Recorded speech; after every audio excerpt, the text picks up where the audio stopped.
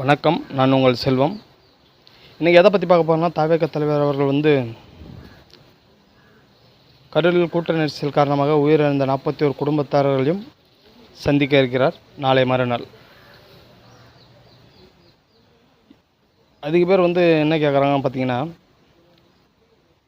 விஜய் அவர்கள் ஏன் கரூர் போகலை அப்படின்னு சொல்லிட்டு பல பேரும் கேட்குறாங்க. அதுக்கு காரணம் என்னென்னா, இந்த 41 பேர் இறந்தது அவருக்கு ஒரு மன உளைச்சலாகவும், இன்னொரு விஷயம் மறுபடியும் இந்த விஷயம் நடந்துடக்கூடாதுங்கிறதுக்கோசரம் ஒரு தடவைக்கு 100 தடவை அவர் யோசித்து இப்போ அவர் அங்கே கரூர் சென்று பார்க்க இருப்பதாக இருந்து, ஆனால் இப்போ என்ன ஆயிடுச்சுன்னா, தவேக தலைவர் விஜய் அவர்கள் சென்னைக்கு வர வைத்து பார்க்க இருப்பதாக தகவல் வெளியாகிருக்கிறது. ஏன் அவர் அங்கே போய் பார்க்கல, ஏன் அங்கே வர வைக்கிறார் அப்படின்னு பல பேர் கேட்கலாம்.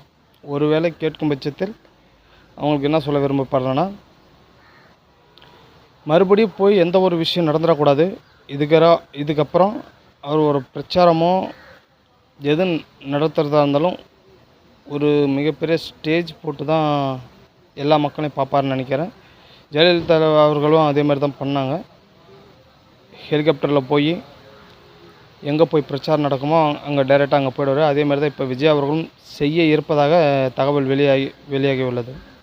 இதை பற்றி உங்களுக்கு ஏதாச்சும் கருத்து இருந்தால் நீங்கள் கமெண்ட்ஸில் சொல்லுங்கள். லைக் பண்ணுங்கள், கமெண்ட் பண்ணுங்கள், சப்ஸ்கிரைப் பண்ணுங்கள். வணக்கம்.